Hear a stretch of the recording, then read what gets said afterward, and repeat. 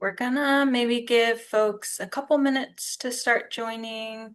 But if folks want to maybe just introduce themselves in the chat, just so we know kind of who's in the room today. Just name, maybe location, and what brought you here today.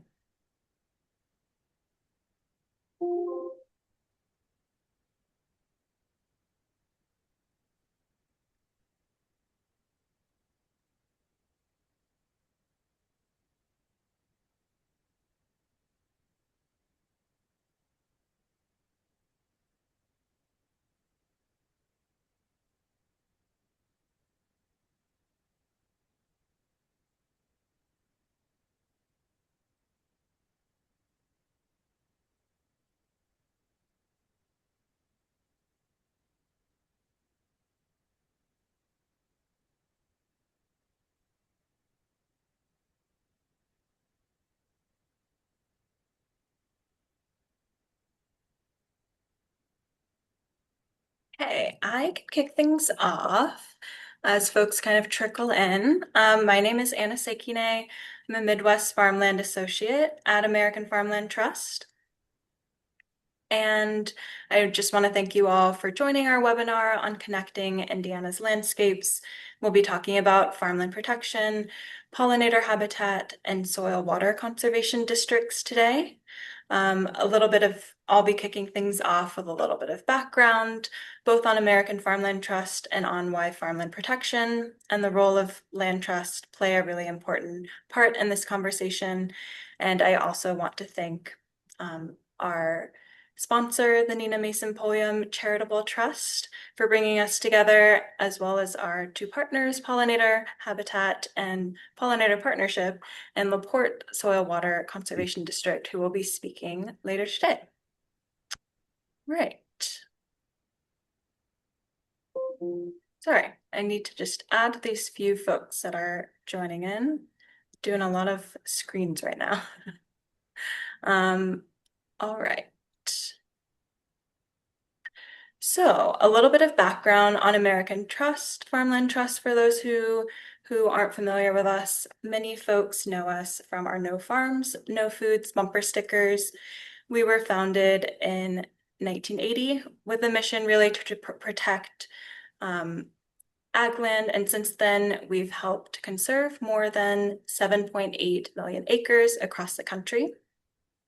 Over time, our work has really expanded. Today, we're not only focused on land protection, but also on advancing regenerative farming practices, as well as supporting farmers so their operations really remain viable and successful over the long term.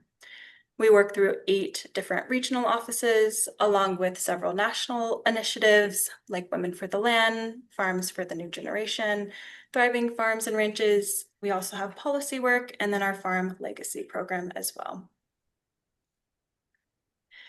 So with that context in mind, today we're really talking about a broader vision for Indiana, one where productive farmland, thriving wildlife populations, and climate resilience all work together and reinforce one another. So I'll be focusing on how we can build wildlife corridors across the state and why permanent farmland protection is such a key piece of making those connections last over time.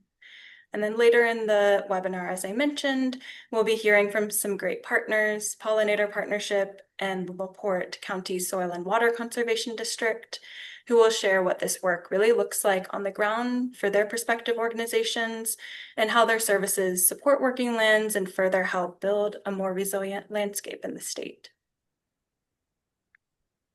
So I wanted to start off with this map because it gives some really important context for how land is used in Indiana. The state is made up of almost entirely of some of the best and most productive ag land in the US. You can see most of the state is that dark green cover, which basically means that we have really high quality soils that are incredibly well suited for long-term food production. But at the same time, Indiana ranks 46th in natural land protection.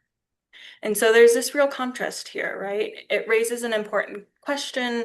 How do we balance farmland protection while also really protecting and connecting the natural systems that support it? Our ag productivity has also created significant habitat loss and fragmentation over time. About 65% of the state is in ag, and most of that, around 96%, is privately owned. At the same time, that land is under increasing pressure. In Indiana alone, we're losing about 76 acres of farmland every day to development, and nationally, it's closer to about 2,000 acres lost or threatened on the daily basis. On top of that, both farmers and natural systems are dealing with more uncertainty from flooding, drought, and extreme heat as the climate continues to change. So when you put all of that together, farmland that stays in farming, especially land that's permanently protected from development, can play a really critical role.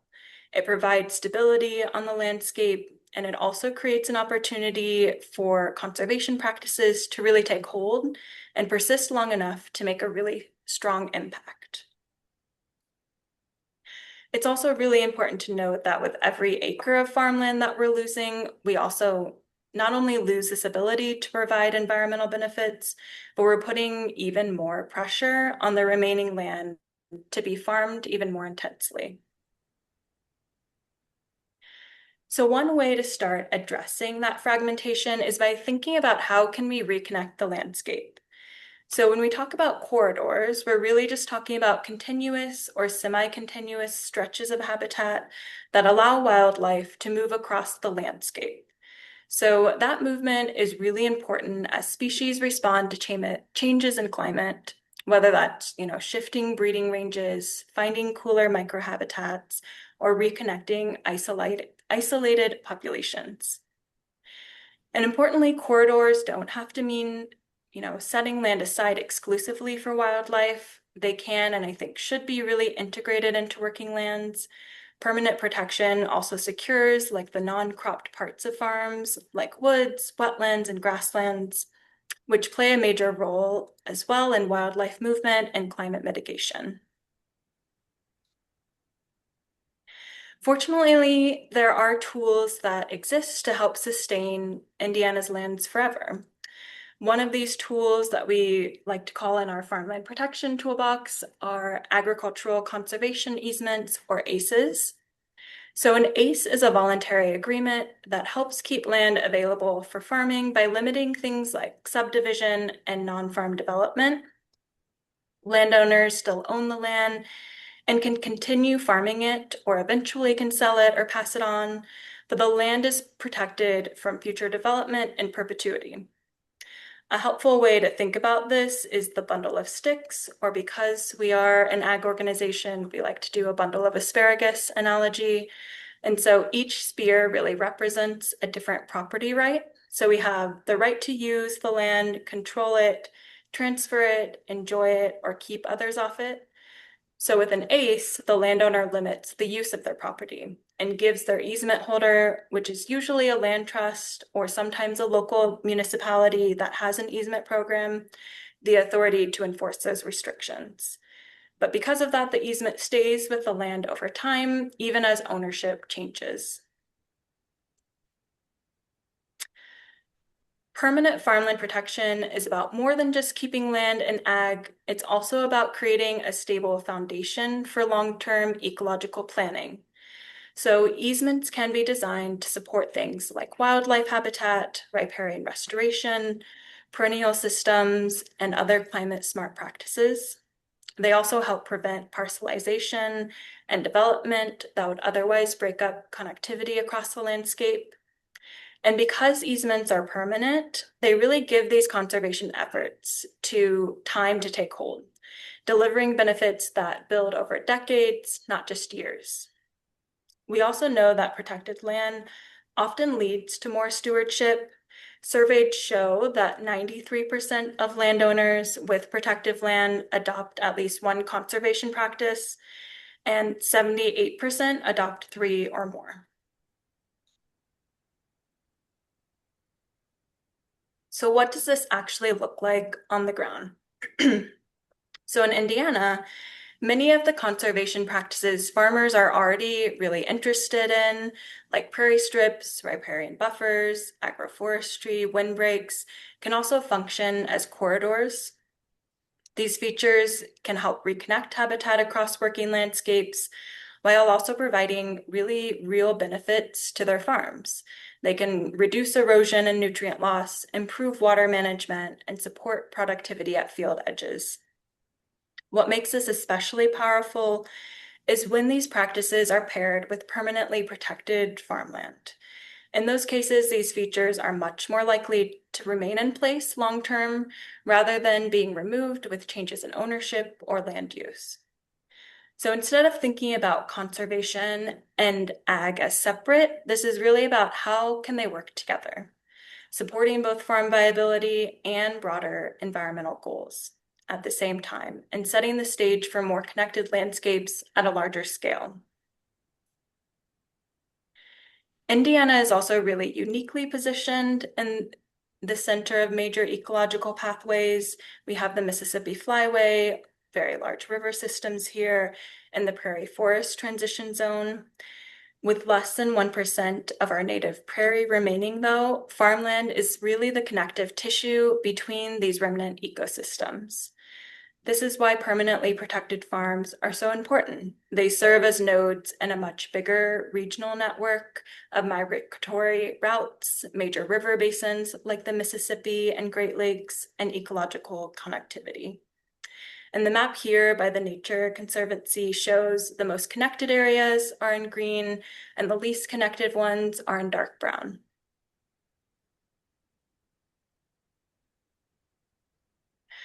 So the vision that I think most folks in this room really have is to imagine an Indiana where productive farmland remains productive, but also serves as the backbone to a more connected, climate resilient landscape.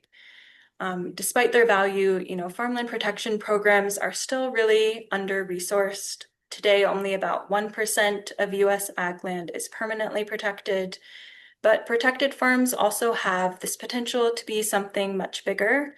They can serve as permanent anchors for corridors, linking prairies, forests, rivers, and wetlands across the state. And this isn't just an add-on to traditional land protection. It's really a shift in how we think about working lands and their role in conservation. And this is where I think land trusts have this really unique opportunity here to bring together farmland protection, habitat connectivity, and climate resilience into a more integrated approach that complements existing initiatives that we have. Investment at the federal, state, and local levels is also really critical to scaling this work. And that's the opportunity I think we have in front of us to think about farmland not just as production space, but as a part of this connected system that supports both people and ecosystems here. So before I wrap up, I just wanted to highlight a few upcoming opportunities that we have through this grant. We'll be hosting a field day at Bundlesticks Farm on July 27th. This is a farm in Lanesville, Indiana that's protected by a conservation easement. We'll go on a farm tour, hear from Pollinator Partnership, Harrison County Soil and Water Conservation District, and Help the Hellbender. And you'll be able to see some of these conservation practices and habitat efforts we mentioned today in action. We're also developing a landowner toolkit that will offer practical guidance on farmland protection and implementing habitat-friendly practices, and we're planning to launch that in the early fall. It'll be a digital toolkit. And then we'll be hosting a second webinar similar like today, but with Shirley Hines Land Trust on September 29th. I'll make sure to send out details once we have more on that. And then finally, our next round of funding through the Pollinator Habitat Incentive Program will be opening soon. This is a program that offers incentive payments of about $100 per acre for new pollinator habitat, and I'll be sure to follow up with registrants once that becomes available. So next, I'll be passing it over to Ella from Pollinator Partnership. And I just wanted to note that we will have a Q&A with Ella and Paul at the end. So feel free to drop your questions in the chat as we go or just write them down. Just know there will be time for that. All right, I will pass it over to Ella to share your screen. Great. Thank you, Anna. I'll go ahead and share my screen now. Let's see. Hopefully that's worked. Can you all see everything all right? Yep, Looks good. looks great. Great. Hello everyone. I'm really excited to be a part of today's webinar. Like Anna said, my name is Ella Stroh. I'm a partner biologist with a nonprofit called Pollinator Partnership. And today I'm going to tell you a little bit about my organization and the work that we do to support pollinator habitat on the ground in Indiana and elsewhere in the US. So I'll start with an introduction to my organization, Pollinator Partnership. We are a nonprofit that's devoted to the health of pollinators, and our mission is to promote the health of all pollinators through conservation, education, and research. And our website is pollinator.org. It's a great place to start if you are at all interested in pollinator conservation. We house all of our informational resources and our programs there. And it's something that's definitely worth checking out if you're a producer or an ag professional and you want to know more about how you can get involved. So for today's presentation, I'm going to be talking to you all about pollinator habitat and how we work with farmers to get that on the ground. I'll start with an introduction to what pollinator habitat exactly is and how it fits in with agriculture and with conservation. And then I'll introduce our partner biologist program, talk about what we do, and finish with some examples of recent technical assistance that I've been involved with to illustrate what pollinator habitat projects can look like on the ground. Okay, so I'm going to start off kind of big picture here and talk about pollinator habitat more broadly. And I think a good place to begin is with the pollinators themselves. It's important to recognize that when we're talking and thinking about pollinator conservation, we're really talking about a super diverse group of organisms. And they include everything from mammals like bats and mice to birds, even some reptiles, and of course our insects, which are the most diverse pollinator group, including many different organisms like butterflies, moths, wasps, flies, beetles, even some ants and some mosquitoes are pollinators, which I find interesting and reassuring when I'm trying to deal with annoying mosquitoes. I try and remind myself they pollinate blueberries, so they do something good for us. But no discussion of pollinators is complete without talking about bees. I think bees are the first thing that come to mind for everyone when we think about pollination, and for good reason. They are the most abundant and in many ecosystems, the most important pollinator group that we have. They themselves are a very diverse group. So worldwide, there are more than 2,000 species of bees, with more than 4,000 native to North America and over 400 in Indiana.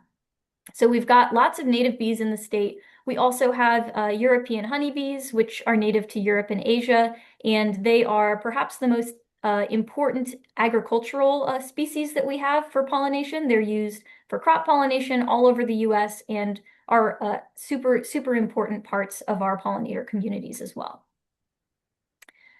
I think a lot of people nowadays are pretty aware that pollinators are an important part of our planet and our ecosystem health.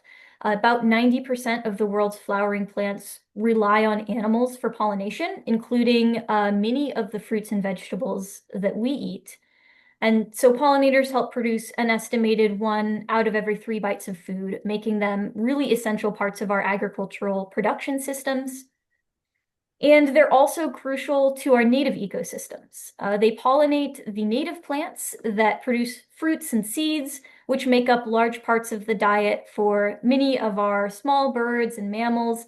And for this reason, I think combining their value for native ecosystems with their value for agriculture, pollinators are considered by many to be a keystone group that are incredibly important and definitely worth considering in our conservation efforts more broadly.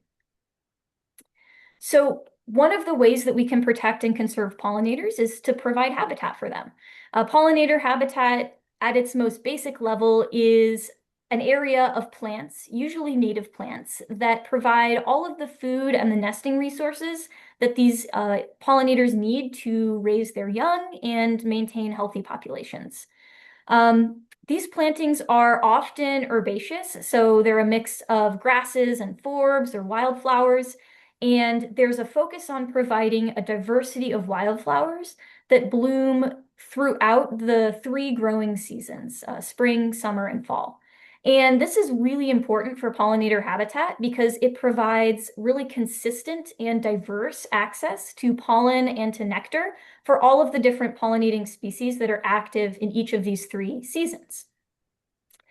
Native shrubs and trees can also be really important additions to pollinator habitat. And the reason for that is that many of these are species that bloom really early in the spring at a time when there's not a lot of wildflowers blooming on the landscape. And so they're really important early season resources for many of our early rising pollinator species. These native plantings also offer nesting habitat for pollinators in the form of areas of bare ground, dead plant stems, bunch grasses, and dead wood. And nesting areas are equally as important as floral resources to ensure that the pollinators have somewhere to raise their young.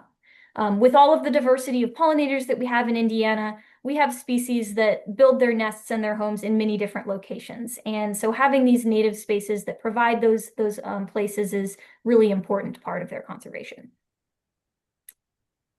If any of you have worked with NRCS, the Natural Resource Conservation Service, or if you're familiar with their programs, you'll know that they have these conservation practices that are used to protect and enhance conservation of our natural resources. And many of these can be used to plant pollinator habitat. So some of the commonly used practices are a wildlife habitat, which is a traditional grass and forb planting, as well as practices that allow for planting of woody species with hedgerows, trees, and shrubs. And there are a lot of practices out there that offer pollinator habitat through farm bill programs and other initiatives, which I'll talk more about later. But just know that, there's lots of different options for pollinator habitat. It doesn't always have to be a multi-acre prairie, although oftentimes it does tend to look like that. So pollinator habitats have lots of benefits beyond just conserving pollinators. For habitat that's planted in or around agricultural spaces, one of the added benefits is natural pest control. The same plants that support pollinating insects also support things like lady beetles, syrphid flies, parasitoid wasps, and many more beneficial insects that provide biological pest control to crop production systems. So the native plantings support healthy, beneficial insect communities by providing food and shelter for them, which allows these insects to continue providing free pest control in our agricultural areas, in addition to the pollination services that these plantings also support. And then finally, there are added benefits for other wildlife species, which are pretty similar to the type of benefits you might find in other prairie-type plantings or restorations. They provide nesting habitat for grassland birds, foraging habitat for insectivorous and predatory birds, as well as food and shelter for small mammals.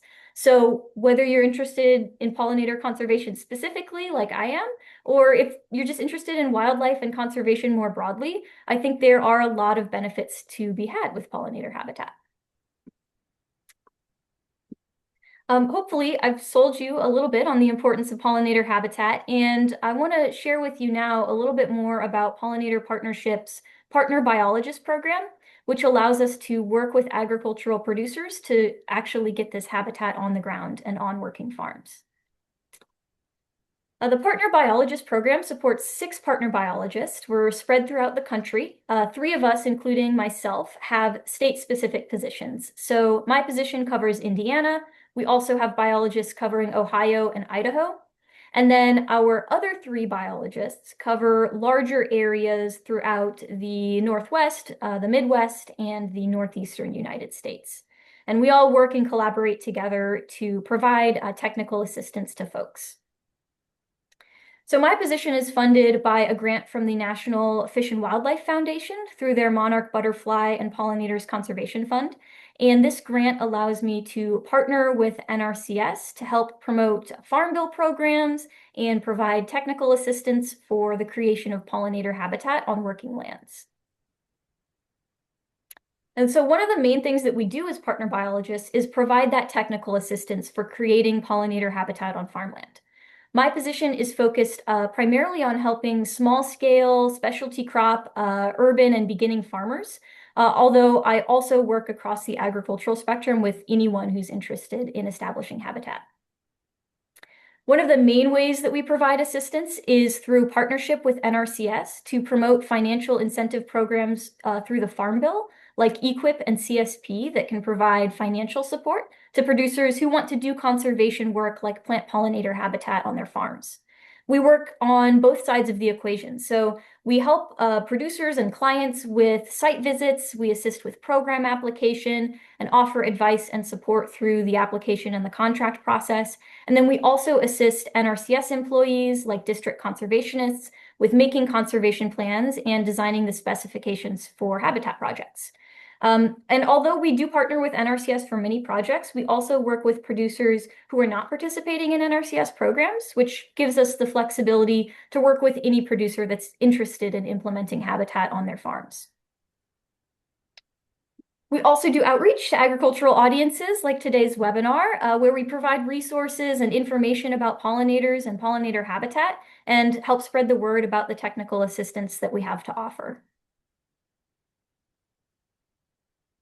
Okay, so that takes me to the last part for my presentation today, where I'm going to talk a little bit about a couple examples of recent farms that I've worked with and technical assistance that I've provided to illustrate what this conservation work can look like on the ground.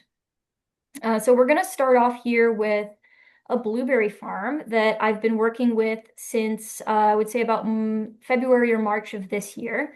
It's a 40-acre blueberry farm. So if you know anything about blueberry production in Indiana, that's a little bit on the larger side, honestly, for some of our blueberry production. And they were interested in putting in some habitat for pollinators in a 2.5 or 2.3 acre field that they have next to one of their production areas. So you can see in this overhead photo, we've got blueberry production on the left, and then this sort of yellow polygon is that fallow field that they are looking to convert to some sort of herbaceous native planting. And they wanted to put this in for a couple of different reasons. They wanted to support the honeybees that they have on site during their crop blooming period to provide, nutrition and resources for them. And they also wanted to provide this habitat for other pollinators and wildlife that live on their property year round. And if you'll notice, this habitat is right next to a wooded area. So what we're doing here is kind of extending this natural wooded habitat out into a more open space to have that connectivity between the natural habitat and the production area. So we can have those complementary pollination services, natural pest control, and that refuge area for wildlife on the farm. So in terms of what I've provided for this client so far, I started off with a site visit, and I like to do site visits for most of the clients that I work with because I find that getting out on the ground and really walking the space is a great way to understand the client's goals, talk through what they're envisioning for the space, talk about the management history, and identify how to move forward with a really solid habitat plan. So during the site visit, as you can see from the photo, I was out there in March. It was really gray. There wasn't much growing yet, but we talked about the management history of the site, the current vegetation, the problematic species growing in that area, and about the plans for moving forward. We discussed options for preparing the site for planting, options for getting plants in the ground, and we talked about what the grower could expect. So we had, a timeline to move forward with this plan. And based off of everything that we discussed at the site visit, I put together a habitat plan for them. And for me and for all of the partner biologists, our habitat plans are really comprehensive documents we put together to kind of outline the process of habitat creation from start to finish. So we start out by walking the producer through the steps required for site preparation, which is really, really important for any type of native planting to knock back the existing vegetation and create a nice bare planting bed for all of the native species that we're going to put in. So this producer in particular wanted to use conventional site preparation, which they are starting on this summer.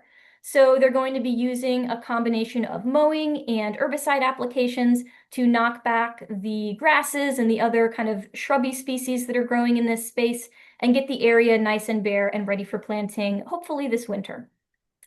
The next step in the process is to actually plant the site. So I created a seed mix for the customer. This is a site that has really well-drained and sandy soil. So I selected native species that are well suited for that soil type and made a mix with 10 species of grasses and 30 species of forbs, dictating, the amount of each species and giving them really clear guidelines to take to native seed vendors and get that seed mix procured. Then we also had planting instructions for using a native seed drill to plant the site and management instructions for how to manage weeds in the first couple of years as those seeds are getting established, and then also longer term management of the space to make sure that it stays an open and a prairie-like planting and prevent any woody or invasive species encroachments. So for this particular customer, they were interested in pursuing this project independently, and they were ready to get started right away. So this summer, they're starting on the site prep with the plan to plant in the wintertime. We'll probably have to evaluate the progress of the site prep later this summer to make sure that all of those seeds are ready to go in. And then I've got the before photo. I'm still waiting on the after photo. And this is kind of the nature of a lot of these projects. They take a lot of time to plan and even more time to execute. You have to have patience as the native plants are growing in and filling out. And so, oftentimes we're looking at a multi-year timeline to see these projects through. But I think this is a really good example of integrating pollinator habitat in a specialty crop system, of adding to that connectivity between the natural space and the production space, and adding a lot of value in terms of pollination services, pest control, and a refuge area for wildlife on the farm. So this is something that I'm really looking forward to completing, and I think a good example of what my day-to-day life looks like for my position. Now, my second example is pretty different. It's about as different as you could get from the first one that I talked through. This is a much smaller, diversified farm that I'm working with. They're an urban farm, so they're located in a fairly developed area. And they're farming on about 1.5 acres of land. Their production space is smaller than that. And they were really interested in implementing multiple smaller scale habitat projects kind of scattered throughout their production space as a way to add value for wildlife.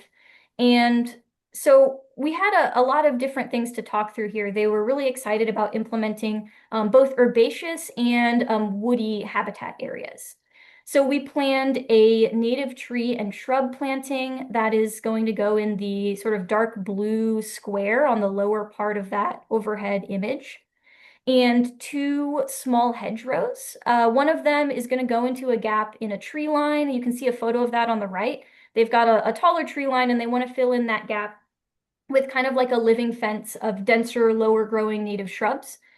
And there's also a row of maples in the top left of that overhead photo where they want to add a couple of additional rows, again, of a lower growing native hedgerow. And we'll be including flowering plants, flowering shrubs in those in order to provide some early season resources for the bees. And then we're also going to be doing an herbaceous native planting, a small scale planting, about 500 or 600 square feet in a sort of fallow, brushy area at the edge of the farm. And there are some invasive species in that space right now. So we're looking also at doing some invasive species control for teasel and honeysuckle in the planting space as well as in the surrounding parcel, which will not only improve the value of that space for wildlife, but also for the native plants that want to grow and flourish in that community. And so for this client, again, we're kind of on the early side of the assistance process. So I was out there in March doing a site visit. We built a habitat plan really similar to the example from the previous farm, and talked all the way through what each of these projects is going to look like, start to finish. This client was also interested in applying to the EQIP program through NRCS for some financial assistance for some of those projects. So I also got them connected with their local NRCS field office and their district conservationist to go ahead and submit a program application. And then I'll continue to stay connected with the client and the district conservationist as that application moves through the ranking process and the contracting process should they get selected for funding. so that I can continue to provide planning support and practice specifications as we move this project through to completion. And I think this is a really good example of all of the options and opportunities that are available, even on small scale farms and in urban spaces, to implement really impactful and diverse pollinator and wildlife habitats. Even if you don't have a large area to work with, even if you're right up against a city block, there are still things that can be done to increase that habitat space and connectivity. And I'm really excited to see how this project develops and unfolds from here. Okay, we're kind of winding down toward the end of what I have for you all today. I did want to leave you with some more information about the technical assistance that I provide. So we've got a map here of my coverage areas for Indiana. The counties in yellow are my core coverage area where I provide in-person technical assistance, including site visits. And the blue counties are my periphery area where I primarily provide remote support, but I can still get folks in those counties connected with local conservation professionals who are able to provide in-person support for any projects in that space. So I provide things like habitat plans, seed and plug mixes, and help applying for Farm Bill programs. If you are a producer in Indiana who is interested in exploring pollinator habitat, or you're a conservation professional who fields requests from producers in your area, feel free to reach out and get in contact with me. I'd be more than happy to answer questions or assist however I can. I'll have my contact info on the closing slide as well, and I'll pop it in the chat after my presentation. But don't hesitate to reach out anytime if you have questions or requests. And then lastly, I wanted to leave you all today with some resources from our website. These are great starting points if you are just kind of thinking about pollinator habitat and want a place to get more information. So the QR code on the left will take you to the technical guides page on pollinator.org. And this page has guides for creating pollinator habitat in agricultural landscapes. It has some crop-specific guides with best management practices to protect pollinators from pesticides in a couple of different specialty crop systems. And I think it's a great starting point for anyone in the agriculture space that's interested in learning more about pollinator habitat and protecting pollinators. And then we also have on the right a code that'll link to our eco-regional planting guides. And these guides are divided up by ecoregions, which are sort of geographical regions of the United States. So there are recommendations for native plant species that are shown to be highly beneficial to pollinators. And if you go to this page, you can type in your zip code and it'll pull up the guide that's appropriate for your location. This is a really great starting point if you are trying to build a list of native plants that would be good additions to pollinator habitat in your area. Both of these are also pages that you can easily navigate to on our website. So if for some reason the QR codes aren't working for you, I know sometimes my phone doesn't agree with QR codes, you can head to pollinator.org and find all of these resources and more to learn more about pollinator conservation and what we do to support that. And that's all that I have for you guys today. Thank you all so much for attending. I hope you learned something about pollinators. I really look forward to the other presentation and to answering your questions. And again, don't hesitate to reach out and get in touch if you have any questions or requests for me. Thank you, guys. Thank you so much, Ella. That was incredible. Ella's a great, person and completely accessible if you need technical assistance support. We are recording this and we will share that out. So we can also share links to all of those resources that you shared too, just so you have all of that. And now I'm going to pass it over to Paul. Just going to share my screen for their presentation and then just kick it off over to you. Okay. Good morning, everyone. Thank you, Anna. And what a great presentation, Ella. I really enjoyed that. Very informative. I'm the county conservationist for the LaPorte County Soil and Water Conservation District, as well as I'm the stormwater director for LaPorte County too. So I do wear two hats. I would like to, if I demonstrate anything today, I would like to share with you that working farmland, clean water, and pollinator habitat, really, it's the same job. So we have to connect those ideas that working productive farmland must have pollinator habitat, or as I'd like to really think of it more broadly as restored natural areas. So I apply in my role here in the last 3 years, the last 3 whole decades of experience on the ground as a restoration ecologist, doing restoration management work. And I've really enjoyed the process on the saltwater conservation district side and the public side to work with our customers and our partners and our volunteers to see that we're connecting these landscapes as has always been the way we should do things. So at that, Ella, my contact information is on this front page. I don't believe I put it on the back, so I'm sure that Anna can share that later in the program if people request it, or even emailing me afterwards. So when I present these, I'm really showcasing what is our Clean Water Indiana grant from our 2023 application. These projects all began in 2024. So the photos that you see are, some of them are really in their third season, some are in their second season, some are in their first season of plantings. These are all photos taken from these projects. This Clean Water Indiana grant in total was a $376,000 grant, all in with cost share.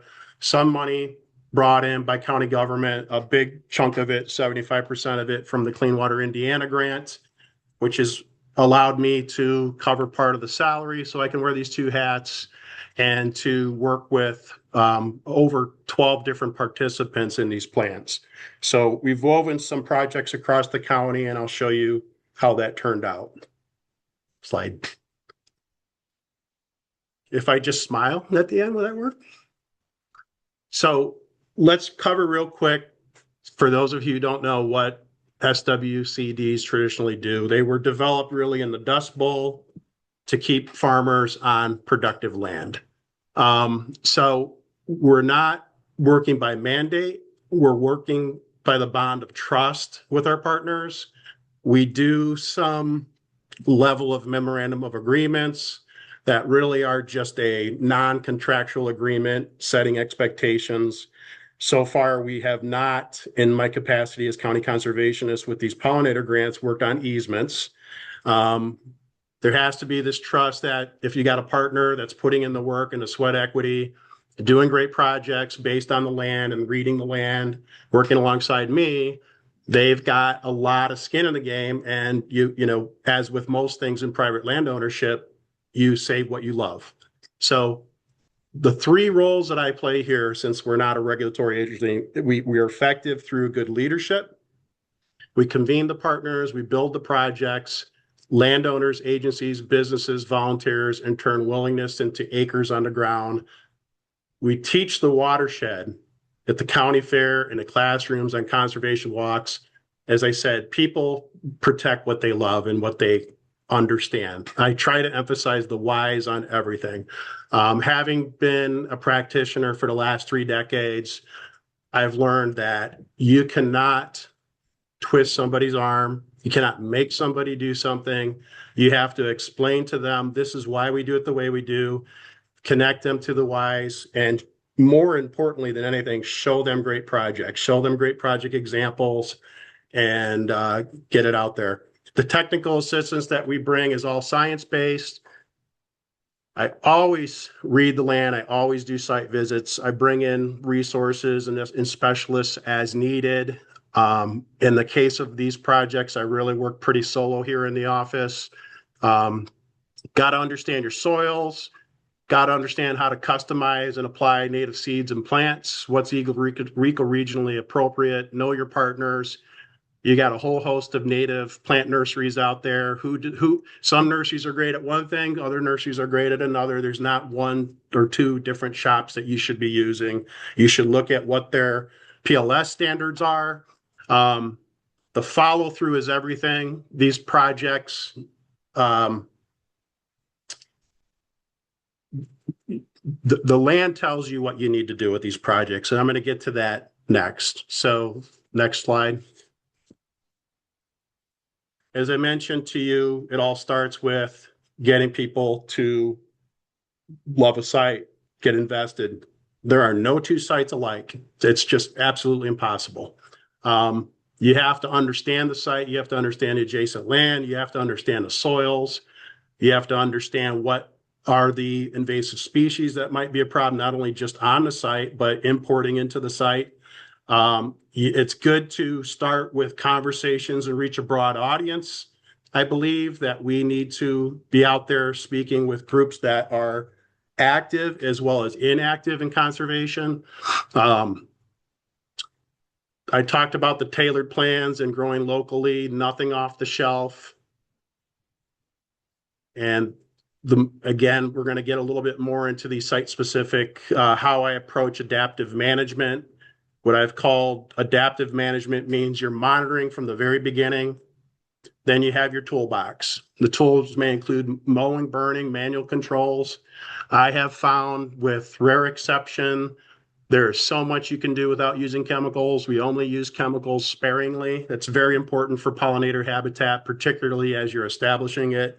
We don't want to build their home and then start throwing chemicals at it. So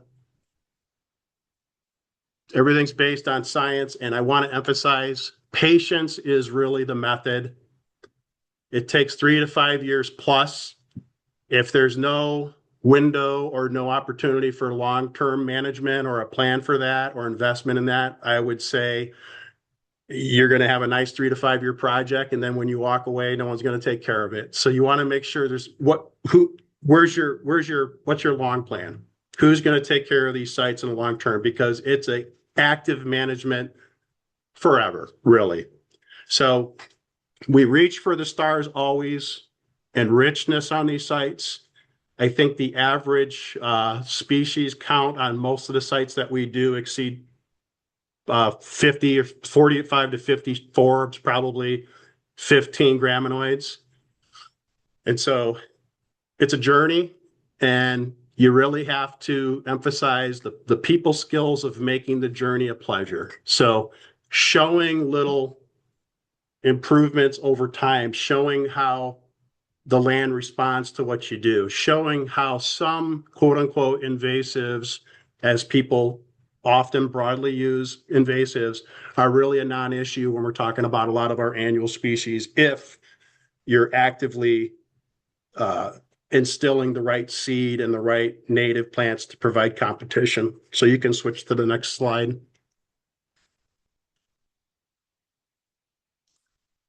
I think I made mention of, or maybe I didn't. So LaPorte County, you can see where we're situated here. We're a very unique county ecologically and from a biodiverse standpoint. We have a major moraine known as the Valpo moraine that goes through our county in the northern third that established this morainal environment where everything north of that in our watershed flows to Lake Michigan. Everything south flows towards the Kankakee and the Mississippi. It's important, I think, anytime you're working in a county or any area, that you understand the natural history, you understand how things were converted over time, and then you have to understand your remnants. Get out there and look at your existing prairies, existing savannas, existing wetlands. Are there high quality ones that are good target sites? You got to spend a time within your backyard and really understand the sweet whole idea with pollinator habitat. And admittedly, my focus is on the plants, and it's always been, since the inception of ecology, going back to Henry Coles, you restore it and they will come. So the pleasure is watching these native species use the habitat, but you have to understand the natural history in that particular soil type. What was the native habitat? So you can go to the next slide. So this is our probably the most biodiverse habitat that we have in I will refer to as the Chicagoland area.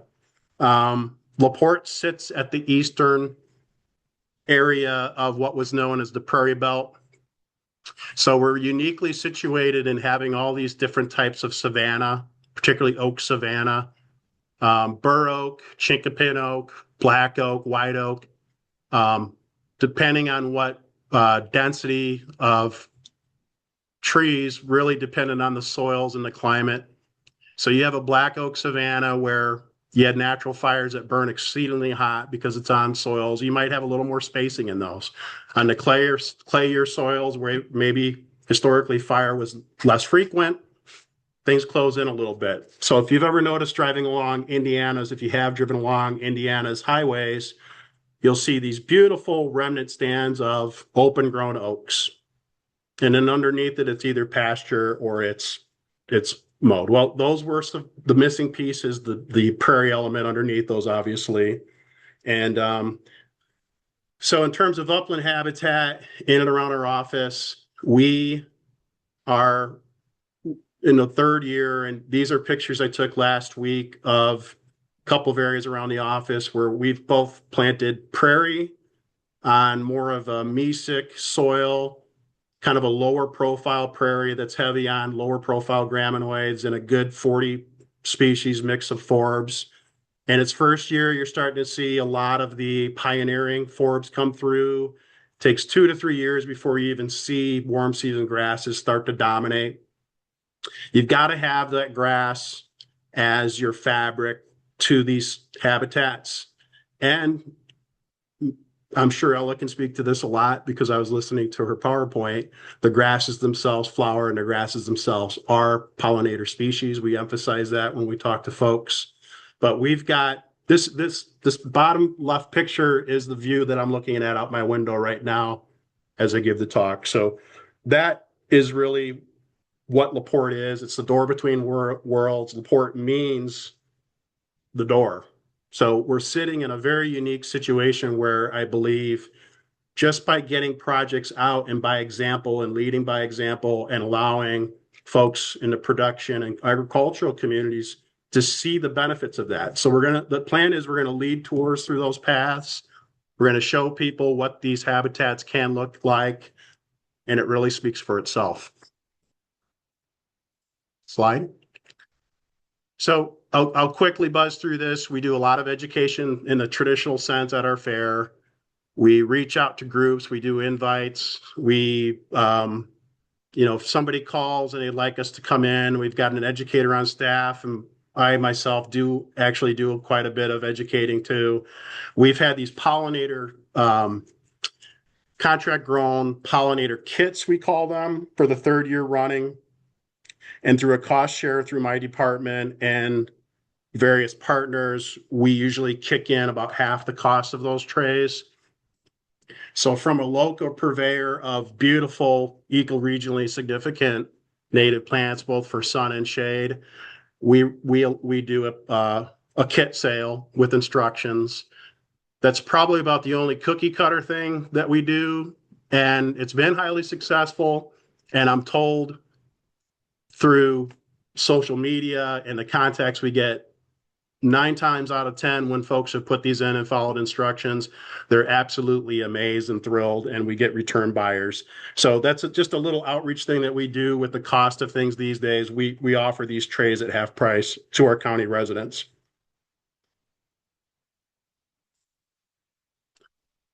A little more detail on those. This is this past year. So it was a partnership between my department, the stormwater department. I wish we actually would have ordered a lot more plugs this year. This was sort of a test run on the cost share part, but we sold those 50 trays out in literally less than a week. So they were 65% off retail.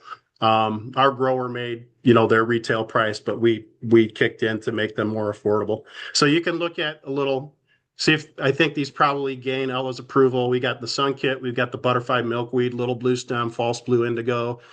And my favorite, Anastasia sop, showy goldenrod, prairie drop seed. So you can see, there's a nice mix, very reliable from plugs, planted right and a little weeding. These are going to be beautiful literally in a year or two from plugs. Next. So those I want to say, those are little bits of green infrastructure in people's homes. So everything that we do, we look at that way. We're knocking off a little bit more habitat, a little bit more for pollinators throughout the county. by using non-agricultural land as well. Another example of that is our industrial partners. Through their sustainability program, Hitachi Global Air just simply had a lot of, like a lot of these industrial campuses have, purposeless mowed area. They were literally out there mowing and irrigating this turf grass outside of their building. We took 8 acres out and we started a program with them at a cost share where they kicked in 25%, CWI kicked in 75%. And after year 1, we're beginning to see some pioneer species come in. So we've taken that turf grass out. It's a water positive move for them, for Hitachi, and there's this global movement. I look at this as a huge outreach program for the county and what we can do in Pollinator with our industrial partners for farmland. It's had Hitachi's engine behind press and an international level. We've gained a lot of attention on this project, and I can see that as we can begin to show this being successful in a industrial setting and show the results and get the press clippings and have the pictures. And over time, as I mentioned earlier, it's not a mandate, it's a move of trust. And there are going to be younger generations of farmers who are going to want these habitats as offsets on their land. In theory, after 30 years of watching this, I predict that's what will happen. Next.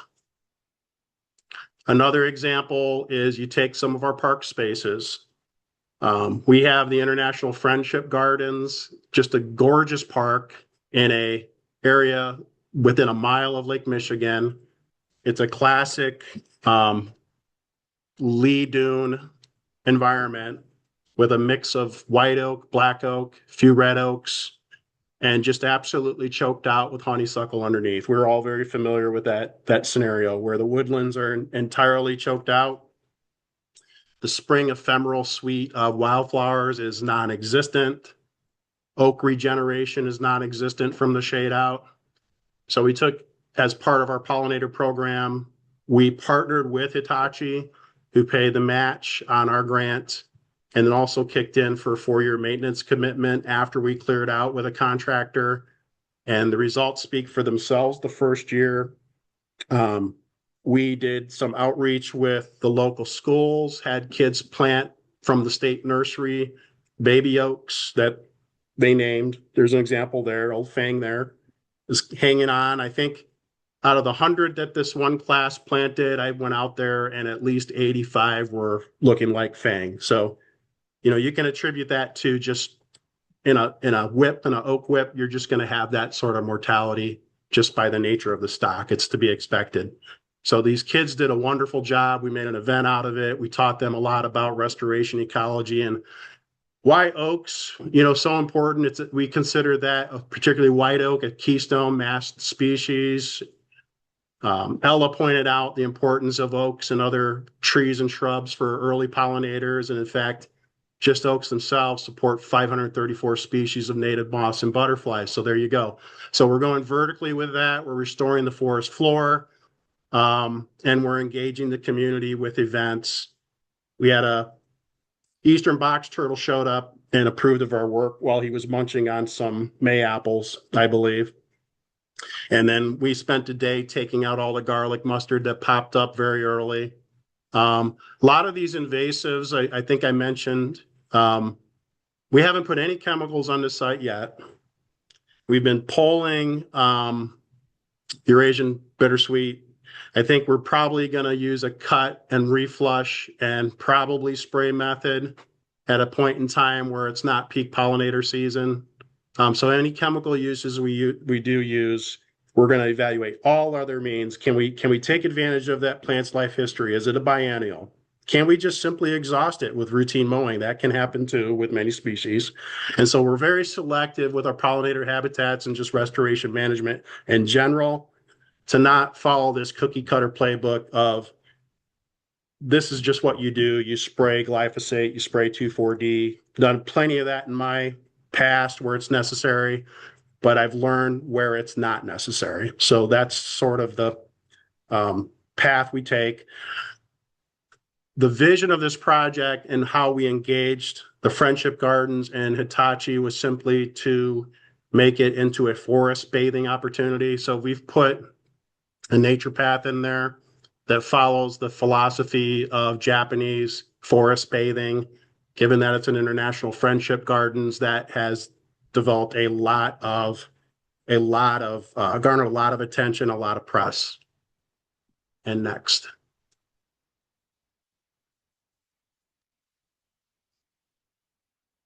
Okay, so we're going to move on to I mentioned natural history. So this is our museum, our beautiful LaPorte County Museum through our historical society. And it's a tiny project. It's an acre. And compared to the Hitachi project, it's about an eighth the size, but it's very mighty. And it also is going to have a lot of public attention. We do, with all these projects, try to insert some interpretive signage, again, to explain the natural history. What does it mean to be a savanna? And I already talked about the door between worlds. This one particularly, highlights that. And folks, that's a year one photo. So we've put the oaks in. We put 25 oaks over the 1 acre, and we dormant seeded it. That was the picture of it last spring after termination. And then so I gotta tell you, when you're doing with turf grass, so one exception to the rule, you have to terminate, you have to use the chemicals. I have not found a way to do this effectively. A lot of your Eurasian species are just going to continue to bleed through. You're going to have it anyway, even with the chemicals, but you might as well knock them back as well as you can before you start your project. So that's on turf grass scenarios. And that's what's going on here at the museum. A couple more close-ups of the work in and around our grounds. We had a patchwork of small remnant prairie, mesic prairie on a hillside by our office that I discovered. And I do believe there were some previous attempts to seed it. However, being a practitioner for 30 years, I know a remnant when I see one. There is some remnant habitat down there, highly diverse, probably upwards of 80 species in this small piece. And we latched onto that. We're building around it, combination of seeding, plugging. Our interns that we've hired the last 3 years through this grant work really in a very doing everything by hand. We did have some help with some mowing from the county highway department. Even the seeding, you can see seeding and raking. We used the old seeding hand sowing and raking method. And there'll be more pictures of that coming up, but we got tremendous results. Sometimes simpler is better. I would rather spend more money on seed than expensive installations, because timed well, if you're dormant seeding, you could literally hand broadcast if the sites, or use a rotary broadcaster. I think I've had none of these sites that have needed, or we've used a seed drill. Using a seed drill is fine, but it takes quite a bit of practice to properly gauge depth, properly use the machine. Oftentimes, the biggest mistake is we seeded too deep. You got to remember, most of these species are dropping, and it's the frost cycle that's actually getting them to the right depth. So we've literally seeded into the snow in late November, December. Those are giving us the best results. So this is probably serves as our best example of literally doing a restoration on farmland. This was corn and soybean rotation, about 8 acres on a farmstead. The couple very kindly spoke to the farmer, and he agreed to allow them to voluntarily participate in our program. So the picture that you see in the dormant seeding, that was after terminating, and we were dealing with some what sometimes are great cover crops for agricultural, like a cereal rye, is not so great for prairie. It'll hang in and it will compete. So we spent quite a bit of time on the terminating front. This couple, the gentleman is incredibly handy, enjoys doing the work, as does his wife. And you can see here on their brand new UTV that they purchased specifically for this project, they are doing the seeding as prescribed by me on their project. And they are absolutely thrilled with the early results. They've got a pioneering stand that's not Rebecca Herta, that's actually tomentosa, that's sweet brown-eyed Susan. And they have some purples and blues starting to come in. They got their partridge pea. So all the early bloomers, the first year to expect, are great. The patience part, when you're working with homeowners and they see nothing but a stand of mare's tail on their site the first year, it's a lot of talking. Mare's tail on a pop, as an example, and there are many others. There are many that aren't, but there are many examples of annual species that the best medicine is just to mow. We mow again, we continue to mow. And as I said, sometimes it's disheartening because you start to see just a little bit of forbs and coming in, but the goal is a healthy mix of forbs and warm season grasses. And so we do a lot of management mow. This, I think, might be into their third year now where they're enjoying this stand, and we try to integrate these paths so they're able to take their UTV or walk their path through their private prairie. And what's cool about this site is half of it sits on the Kankakee Basin and half of it sits on the Lake Michigan Basin. So I see somebody is asking a question. I mean, do you want me to answer that while we go? I missed it. But Yeah. I think it had to do with mowing. We can get back to that. We can talk about that a little bit more as a tool. But it does say black-eyed Susan in the bottom. But that is actually Rudbeckia tomentosa, subtomentosa. Okay. This is our recipient of our 2024 Citizen Conservation Award.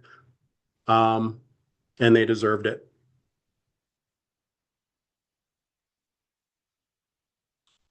So as much as I touched on maybe 4 of our 11 or 12 projects, and as much as we work with landowners in the traditional sense of how you sort of envision pollinator habitat on an ag field, and you're getting this tremendously biodiverse suite of prairie wildflowers, I would advocate everything ought to be native. We don't use any non-natives. We use natives that are tailored to sites. We also work in other areas throughout the community. For an example here, volunteer day of planting plugs at a community garden. We do, as important as any habitat, wetland restorations are important. Our county is blessed with a number acres of kettle style isolated wetlands that through our county ordinances, we do protect those if they're of any quality whatsoever. And we want to get examples on the ground of what wetlands can and should be. They're not just cattail and reed bogs. There's a stand of Sagittaria and pickerel weed belted by, I see buttonbush in the background, but you've got this great habitat interspersion. I think I heard Ella talk about the Mississippi Flyway. That's prime stopover habitat in both spring and fall. And so beyond the insects, we're looking at this in broader terms of how do we create the green corridors. Specifically, have we been successful having a lot of productive farmland convert over to these? I'm going to be honest. No, we have not as an SWCD, but these are adjacent. These are serving our farmland. They're helping keep farmland productive. I think it's important for our farmers through our outreach programs to see these happening and to understand how important these set asides and offsets are especially within our our creek corridors. So whether it's prairie, woodland, savanna, wetland, we attach pollinator value to all of those habitats when they're being restored.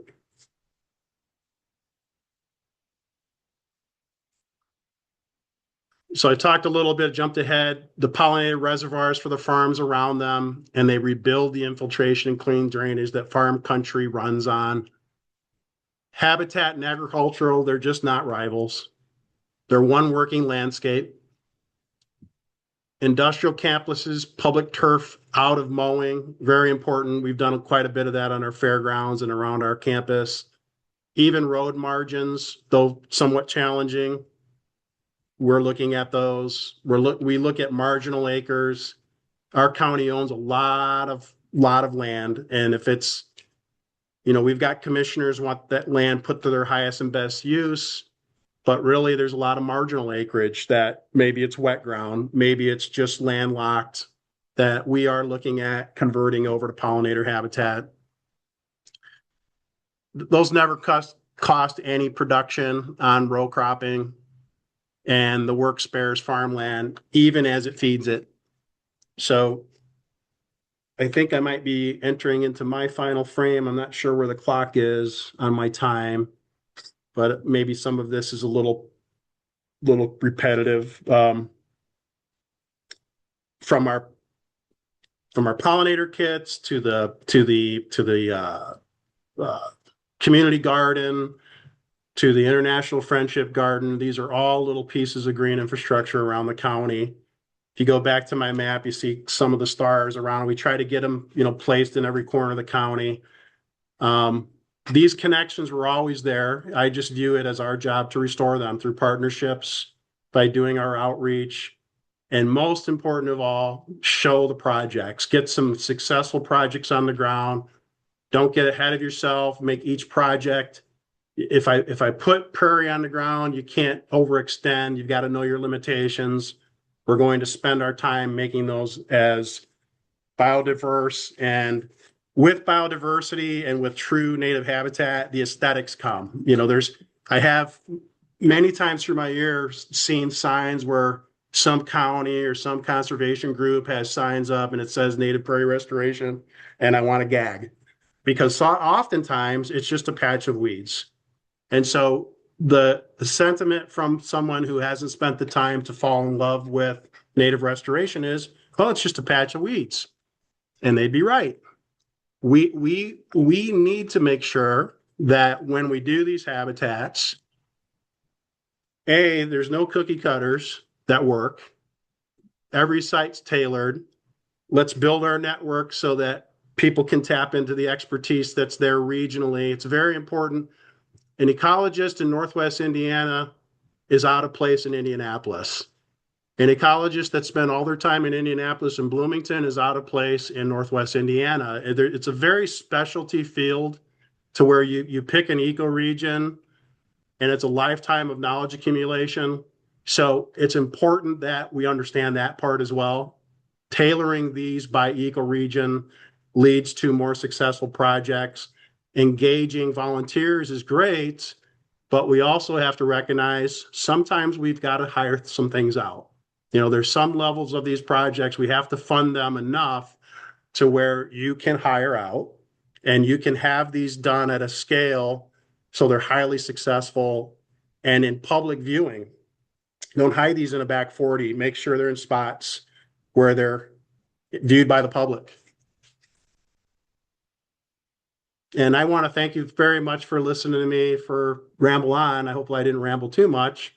But from my vantage point here, and starting a career back in 1994, graduating from Purdue, seeing where it was really kind of a cottage industry when I started to go into it. People were talking about native restoration, and most of it always fell into, well, you have to do it because this wetland here was impacted. You're doing mitigation of some sort, or you're protecting some endangered species. To see us now doing this work, not by mandate, but by trust, that gives me a great deal of hope to see younger folks picking this profession and perfecting it. I think we haven't even seen the possibilities of where we can go with green corridor building. And it's what keeps me in this and wanting to do it on the public side right now is to see folks really grasping this and understanding there's a science. Passion's one thing, but also engage the scientists. We've been doing this a little while, and we can save a lot of time and point in the right direction. Thank you so much, Paul. I'm going to stop sharing my screen. Really appreciate your presentation. Really incredible to see the diversity of the projects that you've done, and your passion for the care and just love of the land is so apparent. With the remaining time left, we really have it open to any sort of questions that folks have. There was one earlier in the chat that asked if is mowing enough to uncover the ground enough for good seed to soil contact for broadcasting? For a little bit more context, they shared that they have a heady brome area and are wondering if they need to do more than mow prior to broadcasting seed in the fall. And Alex, if you want to come off mute and provide any more detail, feel free to do so. I guess, yeah, just for home, like landowners that have maybe smaller spaces and don't, if the SWCD is, or if there's labor strapping. I'm looking at our heavy brome area and trying to diversify that area through some native shrub plantings, digging, but also seeding in the fall. And if the ground covering of getting good seed to soil contact, I guess, based upon the seeds that we intend to plant and broadcast. But if that's enough, or would that be recommended for something like brome, heavy aggressive? It's created kind of a rug that you can't really see the soil even after mowing. Yeah, and it's a cool season grass. And so the challenge with the brome is it deep roots. It does have heavy leaf foliage early in the year. And most of our rigorous native grasses are warm season. And so the challenge you have is going to be, the competition that's there just to allow your native species. And I heard you say shrubs. That's not a bad idea. I think if you were to want a shady, if you're trying to go successionally from shrubs to forest, it just depends on what your target is. It depends on your soils. So again, I go back to, I'm not trying to punt on this at all. It's really site specific. My gut reaction to brome is it's a cool season grass. It's going to be very heavy cover. It's really in behavior is not much different than reed canary grass, which is highly invasive. Brome's going to be easier to deal with.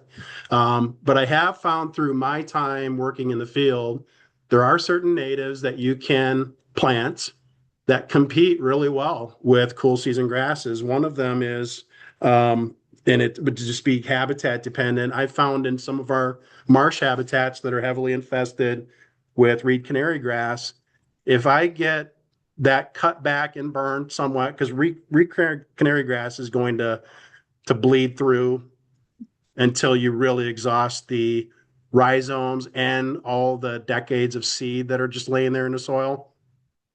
Reed canary grass, for whatever reason, kind of gets beat up by rice cutgrass in a marsh setting.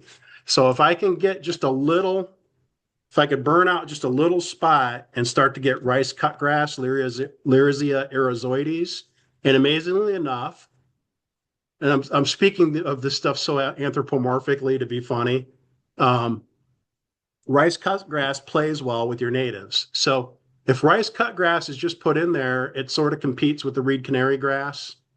And if you can get a leg up and you have a lot of patience, you can just year by year start to plant, plug, seed in more natives. And I have had instances over a course of 5-6 years where we've done away with common reed and reed canary grass both under those scenarios and really backing off on the chemistry.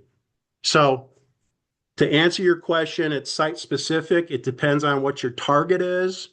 There's really no blanket plan I can give you for that other than to tell you it's a concern and it is a Eurasian cool season grass that has no history in Indiana. It was imported in, as an import.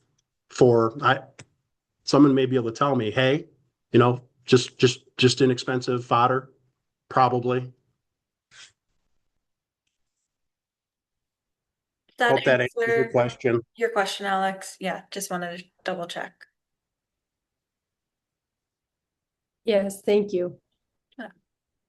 Does anyone else have a question? Otherwise, I have a couple in mind that I'm hoping to ask. I have a little space in case folks want to come off mute.